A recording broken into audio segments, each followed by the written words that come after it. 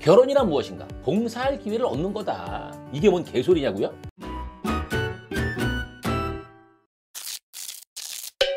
안녕하세요, 다정한입니다. 오늘 이야기할 책은 가벼운 고백입니다. 2024년 7월에 출간됐고요. 지은이는 김영민 교수님. 이분이 중국 정치 사상사라는 책도 썼고요. 산문집으로는 아침에는 죽음을 생각하는 것이 좋다. 이상하죠? 우리가 간신히 희망할 수 있는 것, 공부란 무엇인가, 이런 많은 작품들이 있고요. 이분이 서울대 정치외교학부 교수시래요. 그리고 사상사 연구자시고요.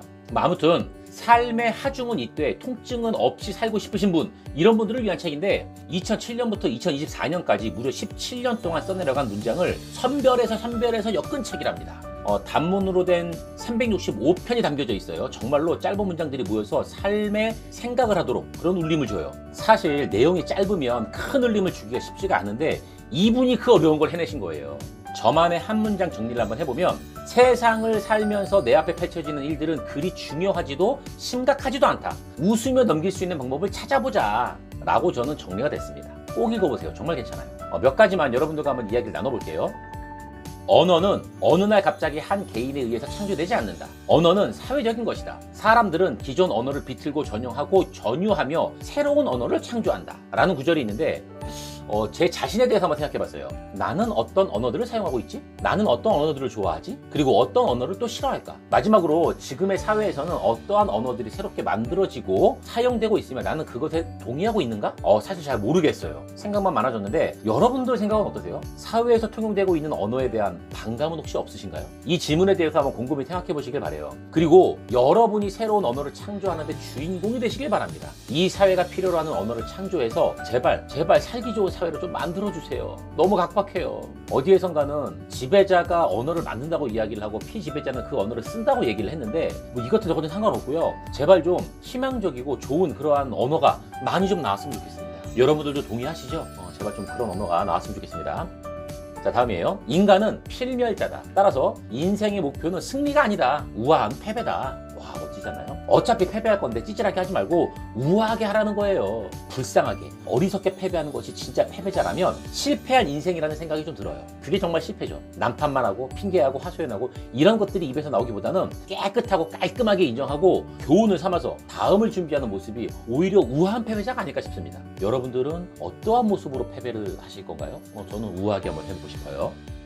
자, 다음이에요. 잘 살기 위해서는 짊어져야 할 적절한 하중이 필요하다. 너무 가벼우면 땅에 발을 딛고 살 수가 없고, 너무 무거우면 한 발자국도 움직일 수 없다. 저는 이런 생각이 떠올랐어요. 내가 느끼는 하중이 적절할까? 적절한데 혹시 내가 무겁게 느끼고 있나? 엄살 피우는 건가? 주위에도 이러신 분들 아마 있으실 거예요. 그렇게 큰일도 아닌데 무슨 큰일이나 난 것처럼 떠들면서 힘들어 죽겠다고 하소연하고 아주 그냥 시끄러워요. 근데 그런 사람들을 보면요, 그렇게 죽을 만큼 힘든 거는 아닌 것 같은데 자신의 삶이 너무 가혹하다고 불평하는 사람들이 있어요. 주변에 있으실 거예요.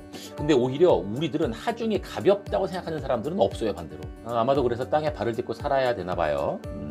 여러분들 생각은 어떨지 모르겠네요. 다음이에요.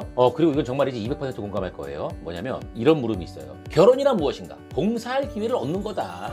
이게 뭔 개소리냐고요? 바로 이런 마음으로 서로 만나서 한 가정을 이루어야 하는 거예요. 서로에게 바라는 거 없이. 그렇다면 결혼을 포기하는 이들은 이 기회를 얻지 못하는 것이고, 또한 봉사에 자신이 없어서 그만두는 것으로 볼 수도 있어요. 아니면 타인을 위해서 봉사하고 싶은 마음이 없는 것일 수도 있겠고요. 어쨌든 간에 봉사할 기회를 놓치는 그런 불쌍한 인생이에요. 어떤 것이든 간에 혼자서는 외로운 세상이고 함께할 동반자가 없다는 것도 여러모로 안타까운 모습이죠. 부디 남은 인생을 함께 봉사하면서 보낼 수 있는 동반자를 찾으시길 바랄게요.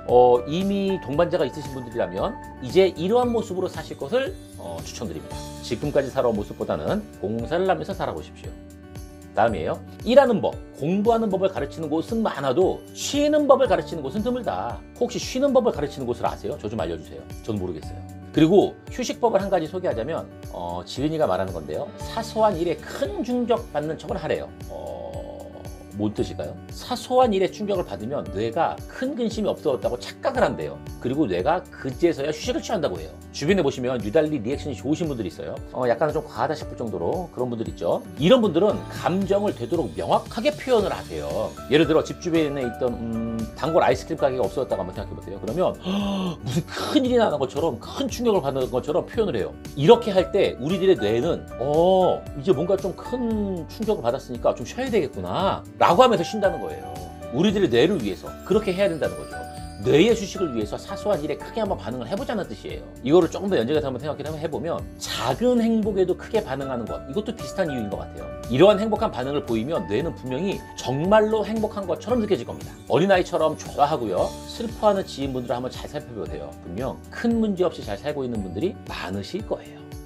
다음으로는 충청도식 돌려 말하기처럼 들리는 문장인데요. 이런 거예요. 과대평가는 상대를 망치는 일이다. 누군가를 꼭 협박해야 한다면 이렇게 말해라. 너 자꾸 그러면 내가 너를 과대평가해버릴 거야 라고 말하는 거죠. 상대방에게 센스 있게 욕하는 부분이 아닐까 싶습니다. 단 정말로 효과를 보고 싶다면 과대평가하는 말투를 조금은 진지하게 했으면 좋겠습니다. 비아냥거린다거나 반어법처럼 들리면 듣는 사람들이 자신에게 비난하는 것으로 들을 거예요. 그럼 효과가 없어요. 이 과대평가로 상대를 망치고 싶다면 진심으로 그 사람을 칭찬해줘야 되는 거거든요. 혹시 예수님이 말씀하신 오른쪽 뺨을 때리고도 왼쪽 뺨을 대라라고 했던 말과 어떤 좀 연관이 있는 게 아닐까 싶은 생각이 갑자기 좀 드네요. 자, 아무튼 마음에 들지 않는 누군가가 주변에 있으신가요? 정말로 복수하고 싶은 대상이 있으신가요? 그럼 겉으로는 진심으로 그 사람을 칭찬해 주시고요, 훌륭한 능력을 가진 사람이라고 말하세요. 그 사람을 과대평가해 보세요. 어떤 결과가 나오는지.